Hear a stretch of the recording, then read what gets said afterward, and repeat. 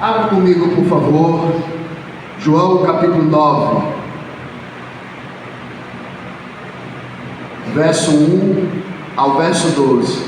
Diz assim a palavra do Senhor: Caminhando Jesus, viu um homem cego de nascença, e os seus discípulos perguntaram: Mestre, quem pecou, este ou os seus pais, para que nascesse cego?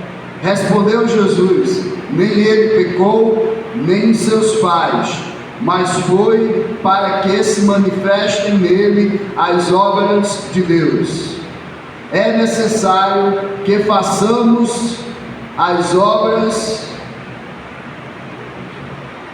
daquele que me enviou, enquanto é dia. A noite vem, quando ninguém pode trabalhar. Enquanto estou no mundo, sou a luz do mundo. Dito isso, cuspiu na terra, e tendo feito lodo com a saliva, aplicou-o aos olhos do cego, dizendo-lhe: Vai, lava-te no tanque de Siloé, que quer dizer enviado.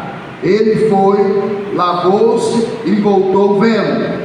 Então os vizinhos e os que dantes o conheciam de vista como mendigo perguntavam: Não é este o que estava sentado pedindo esmolas? Uns diziam: É ele. Outros: Não, mas se parece com ele. Ele mesmo, porém, dizia: Sou eu. Perguntaram-lhe, pois: Como te foram abertos os olhos? Respondeu ele: O homem chamado Jesus fez lodo, untou-me os olhos e disse-me: Vai ao tanque de Siloé e lava-te. Então fui, lavei e estou vendo. Disseram-lhe: Pois onde está ele?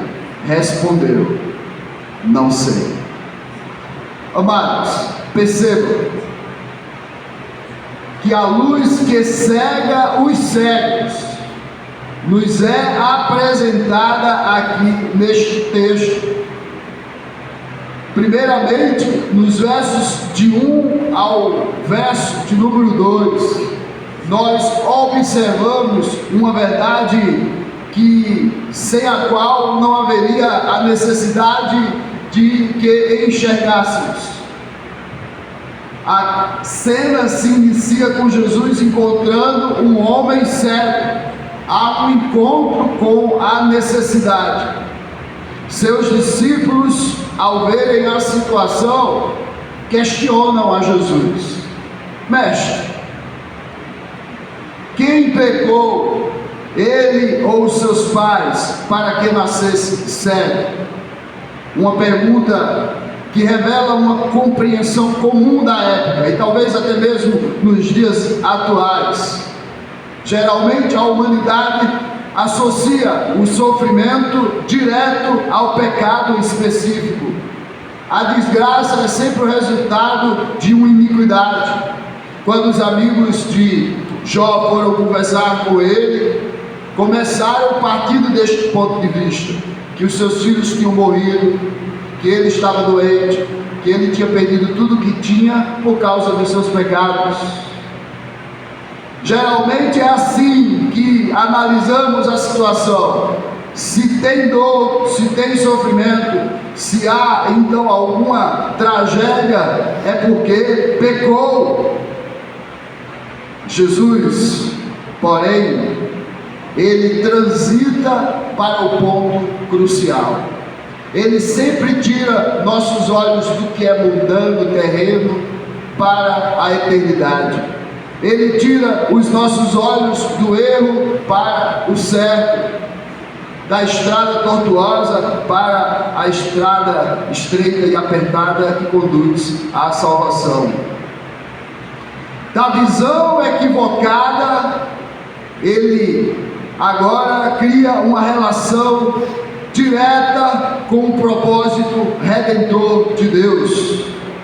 O homem olhava e só via pecado como resultado do sofrimento, mas Jesus chega e desta relação direta entre pecado e sofrimento, ele diz: não é possível haver dor, haver sofrimento que não é fruto do pecado. É possível que aquele câncer, é possível que aquela lepra, é possível que a morte daquele filho, que a perda daquele marido não seja por causa do pecado, mas seja para a glória de Deus. Há um propósito redentor naquela dor. E Jesus fala isso para os seus discípulos. Nem isso, nem aquilo, mas para que se revele a glória de Deus. Há, portanto, agora, a partir do verso de número 3, a revelação do propósito divino. Respondeu Jesus: nem ele pecou, nem seus pais, mas foi para que se manifestem nele as obras de Deus. É necessário que façamos as obras daquele que me enviou, enquanto é dia. A noite vem, quando ninguém pode trabalhar. Jesus nos mostra que Deus nos proporciona oportunidade de sermos bênçãos. A resposta de Jesus redefine a perspectiva. Ele declara: não foi por causa do pecado dele ou de seus pais. Aqui o propósito redentor de Deus se revela.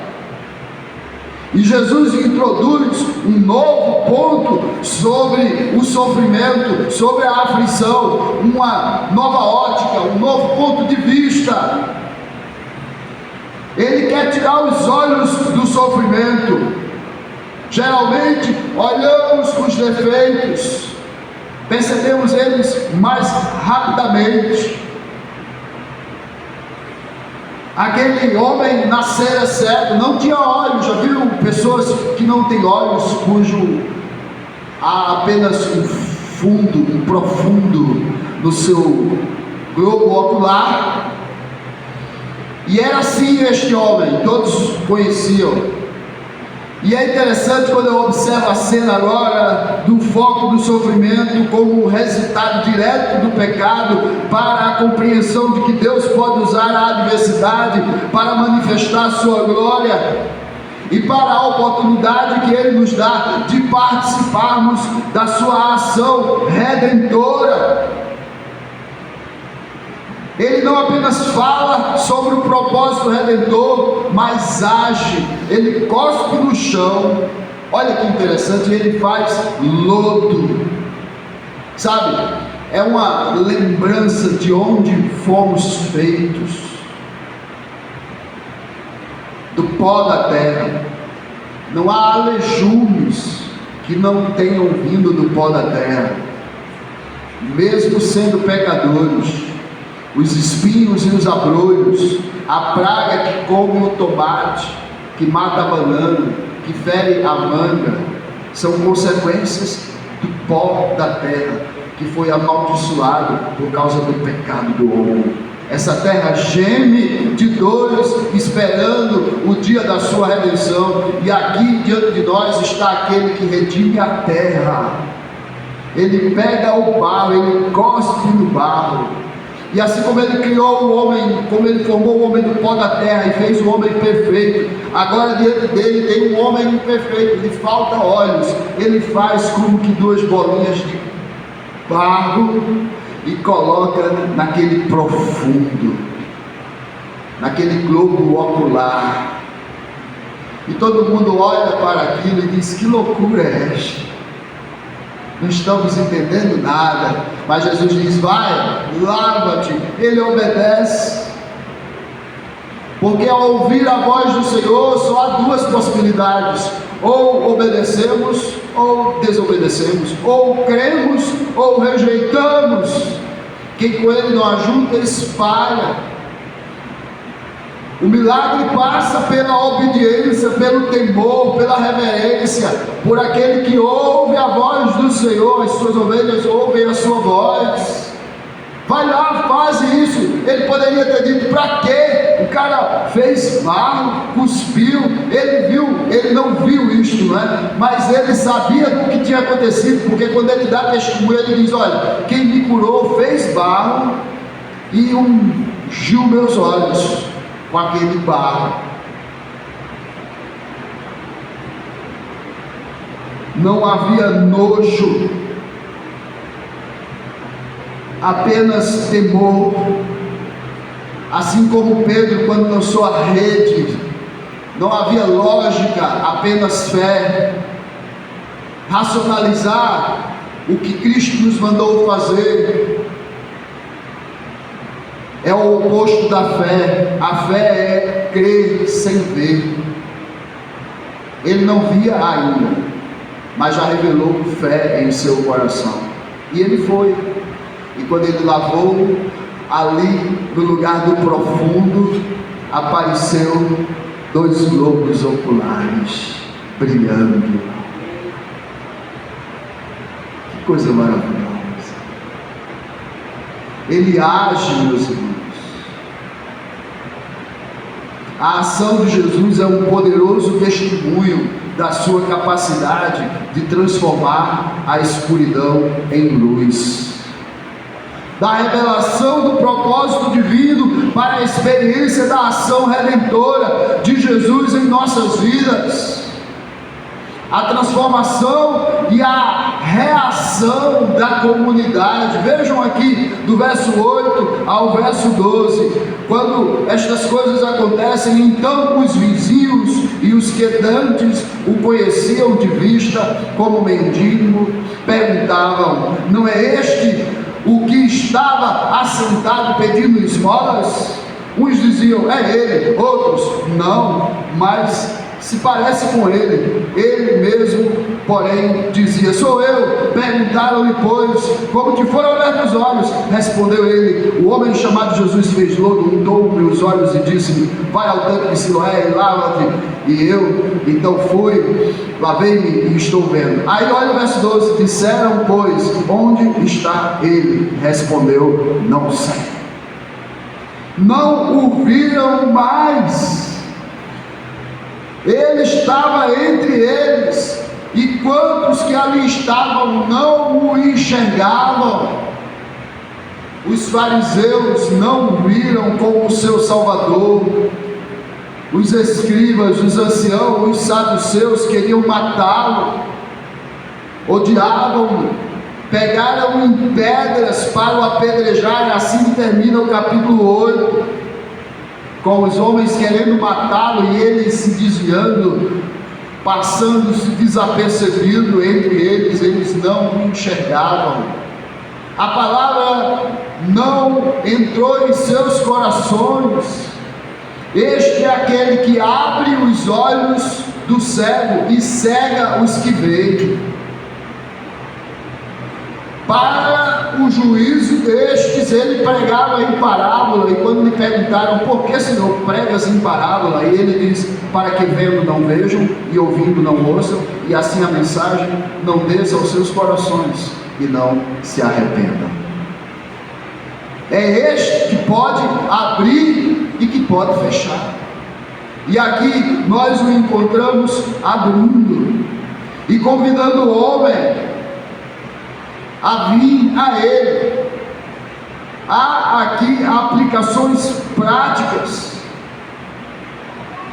da cegueira espiritual na comunidade para a plenitude do céu aberto. Em Apocalipse capítulo 4, Jesus começa dizendo justamente isso: eis que ponho o céu aberto, eis que eu tenho novas e grandiosas revelações. A primeira coisa que contemplamos é um Jesus assentado sobre um trono. Ele é soberano, ele está no controle, ele governa todas as coisas. Primeira aplicação: assim como Jesus restaurou a visão física, ele deseja abrir nossos olhos espirituais para compreendermos seu propósito e agir redentor. Ele falou isso para a igreja. aconselho-te que de mim compres colírio, a fim de que vejas. E vejas o que? A tua nudez, pois o homem que acha que vê, na verdade, está cego. Aqueles que sabem que estão cegos, poderão ver. Então, clame ao Senhor, abre os meus olhos, Senhor.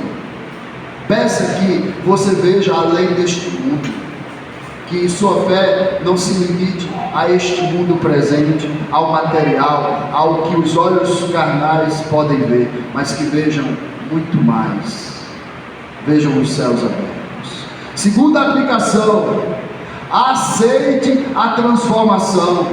Às vezes a transformação divina pode desencadear dúvidas e resistência, mas devemos aceitar a obra de Deus em nossas vidas.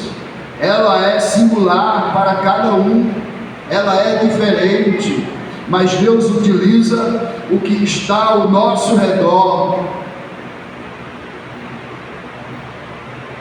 Ele fala conosco nas coisas criadas, e Ele fala conosco no nosso vizinho, nos nossos inimigos, nas nossas enfermidades, nas adversidades. Ele está presente nas adversidades. Não estamos só, Ele está nos altos e nos baixos momentos da vida.